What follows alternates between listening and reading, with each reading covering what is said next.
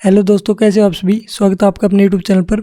तो जैसे कि आपको पता होगा कि हम एसएससी जीडी का प्रैक्टिस सेट का रिवीजन कर रहे हैं और आज ये प्रैक्टिस सेट नंबर 9 है जिसका हम रिवीजन करेंगे। और ये जो आप पीडीएफ देख पा रहे हो ये हैंड राइटर नोट्स की पीडीएफ आपको हमारे टेलीग्राम चैनल पर मिल जाएगी और टेलीग्राम चैनल का लिंक आपको डिस्क्रिप्शन में मिल जाएगा। इसमें जो वीडियो के बीच में नवीन सर इंपॉर्टेंट टॉपिक बताते हैं तो उसके बारे में भी अगर रिवीजन वीडियो चाहिए तो आप उसके बारे में भी कमेंट बॉक्स में ज़रूर बताइए।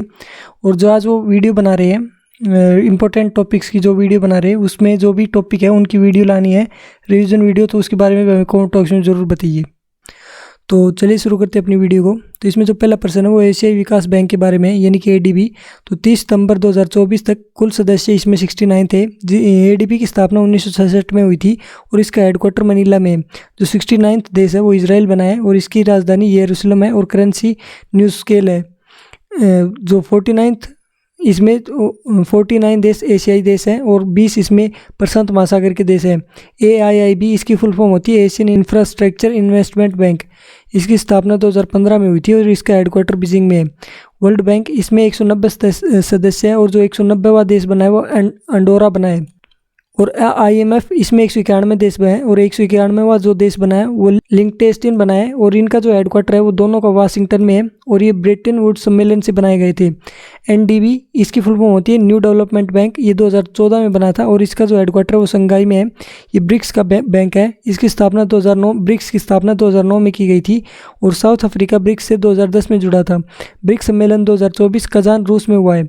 प्रश्न नंबर 2, 37वें नेशनल गेम्स 2023। इसमें जो कुल खेल आयोजित किए हैं वो 43 आयोजित किए गए थे इस बार और ये गोवा में हुआ था। इसका शुभंकर जो है वो मोगा था। इसमें जो पहला स्थान है वो महाराष्ट्र का आया है 80 गोल्ड के साथ। दूसरा स्थान सेना का है 66 गोल्ड के साथ। तीसरा स्थान हरियाणा का आया था 60 गोल्ड के साथ।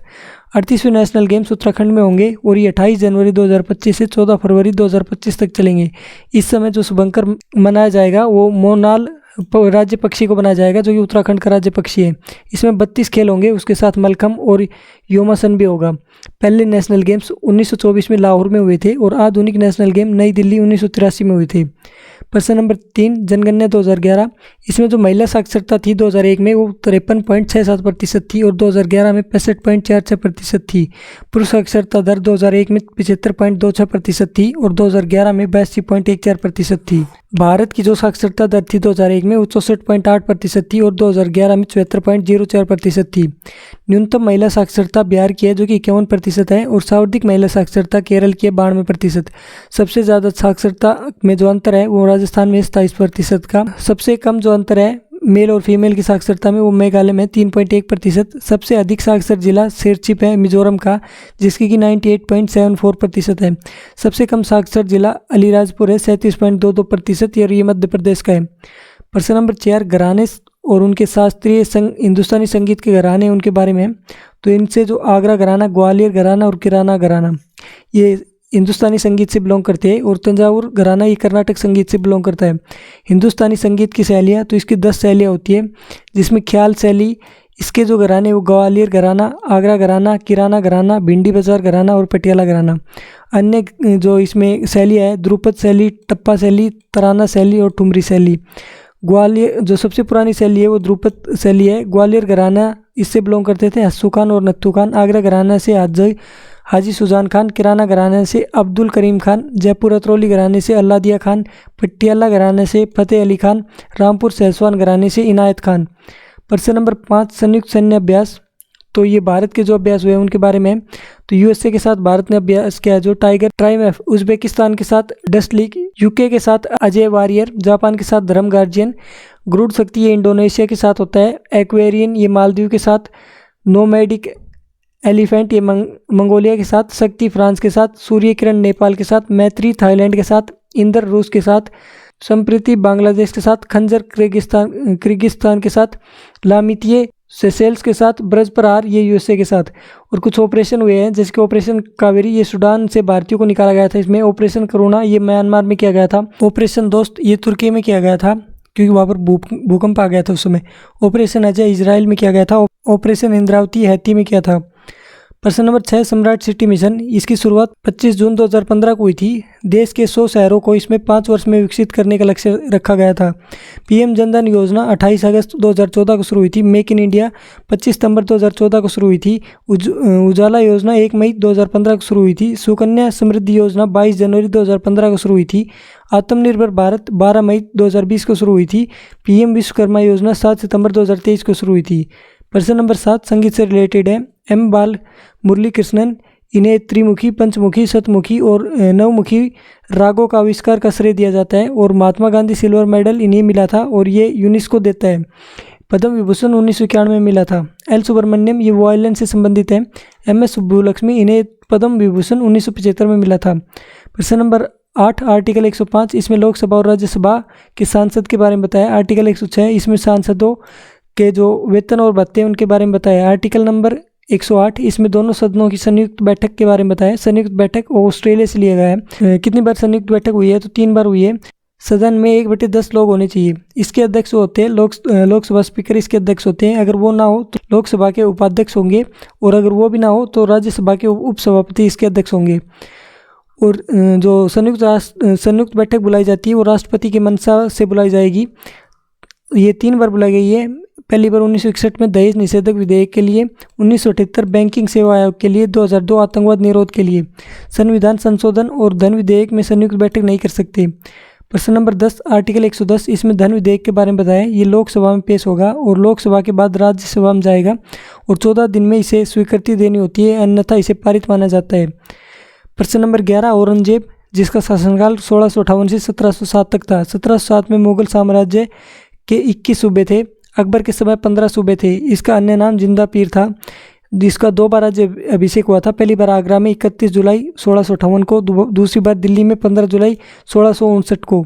1670 में इसने असम विजय किया। 1686 में बीजापुर, 1687 में गोलकुंडा। ये वीणा बजाता था और जजिया इसने पुनः शुरू किया था 1679 में। प्रश्न नंबर 12 औरंगजेब की मृत्यु, तो इसकी अहमदनगर में 1607 में मृत्यु हुई थी और इसका मकबरा संभाजी नगर में है। प्रश्न नंबर 13 दारा शिकोह, इसका अन्य नाम शाह इकबाल था और इसने 52 उपनिषदों का अनुवाद किया था, जिसे कि सीर अकबर के नाम से इसने ये अनुवाद किया था। इसकी एक पुस्तक है जिसका नाम है मजम उल महरीन। इसे लघु अकबर कहा जाता है और इसे लघु अकबर लेनपुल ने कहा था। इसी पंजाब का सूबेदार था। इसकी दारा शिकोह और औरंगजेब की लड़ाई हुई थी। तो पहली लड़ाई धर्मत की लड़ाई हुई थी 1658 में, देवराय की लड़ाई 1659 में, सामूगढ़ की लड़ाई 1658 में। औरंगजेब ने शाहजहाँ को बंदी बनाया था और शाह बुर्ज में 1658 में कैद किया था। प्रश्न नंबर 14 भूभाग, जो सबसे पुराना भूभाग है वो प्रायद्वीपीय पठार है। इसकी आकृति त्रिभुजाकार है। सबसे बड़ा प्रायद्वीपीय पठार तो वो दक्कन पठार है। यह 8 राज्यों में फैला हुआ है। इसकी औसत ऊंचाई 600 से लेकर 900 मीटर है। इसके उत्तर में सतपुड़ा पहाड़ियाँ है और दक्षिण में नीलगिरी पहाड़ियाँ है। प्रश्न नंबर 15 नदियाँ, तो जो प्रायद्वीपीय नदी होती है वो सुनिश्चित मार्ग पर चलती है और विसर्प नहीं बनाती है और ये 12मासी नदी नहीं होती। जो प्रायद्वीपीय नदी है वो मध्य और दक्षिण भारत की जीवन रेखा कहते हैं इन्हें। पूर्व से पश्चिम बहने वाली जो नदी है वो नर्मदा और ताप्ती है। प्रायद्वीपीय भारत की सबसे लंबी नदी गोदावरी है, जो कि 1465 किलोमीटर लंबी है। इसे दक्षिण की गंगा और वृद्ध गंगा भी कहते हैं। प्रश्न नंबर 16 हरित क्रांति, इसका पहला चरण 1966 से 1967 में शुरू हुआ था। दूसरा चरण 1970 के मध्य से 1980 के मध्य तक चला था। जो हरित क्रांति के पिता माने जाते हैं वो नॉर्मन बोरलॉग माने जाते हैं और ये मैक्सिको के हैं। श्वेत क्रांति ये दुग्ध से रिलेटेड है और इसके जो फादर माने जाते हैं वो वर्गीज कुरियन है। नील क्रांति के फादर अरुण कृष्णन है और नीली क्रांति मछली से बिलोंग करती है। पीली क्रांति तिलहन के लिए, गुलाबी क्रांति प्याज और झींगा के लिए। इसके फादर दुर्गेश पटेल। सदाबहार क्रांति कृषि, स्वास्थ्य और पोषण, नरेंद्र मोदी, इसके पिता नरेंद्र मोदी माने जाते हैं। प्रश्न नंबर 17 गरीबी का आंकलन, तो ये हेड काउंट अनुपात विधि से किया जाता है। आंकलन नीति आयोग की टास्क फोर्स करती है और जो आंकलन होता है वो उपभोग व्यय पर आधारित होता है। गरीबी आंकलन की समितियां 2 है, तेंदुलकर समिति और सी रंगराजन समिति। तेंदुलकर समिति 2009 में बनी थी और रंगराजन समिति 2012 में बनी थी। इसकी रिपोर्ट 2014 में आई थी। इसने बताया था कि अगर शहरी लोग एक दिन में 47 रुपये खर्च करते हैं और ग्रामीण लोग एक दिन में 32 रुपये खर्च करते हैं तो गरीबी रेखा से ऊपर होंगे। सी रंगराजन, इनकी एक पुस्तक है जिसका नाम फ्रॉक्स इन द रोड है। प्रश्न नंबर 18, वायुमंडलीय दाब को मापने की विधि सबसे पहले खालिस्तान द्वारा तैयार की गई थी, तो वो टोरसेली के द्वारा तैयार की गई थी 1643 में। तापमापी गैलीलियो ने बनाया था। पेंडुलम घड़ी हाइजेकिंस ने इसका आविष्कार किया था। सिलाई मशीन, इसका आविष्कार एलियस होवे ने किया था। लेजर का किंग जिलेट ने, एक्सरे का WC राजन, रिवॉल्वर का कोलेट और रडार का वॉटसन ने खोज किया था। प्रश्न नंबर 19, समूह 3 से 12 के तत्वों को खालिस्तान तत्व या संक्रमण तत्व कहा जाता है, तो डी ब्लॉक के तत्व होते हैं। इसमें 18 समूह होते हैं और 7 पीरियड होते हैं।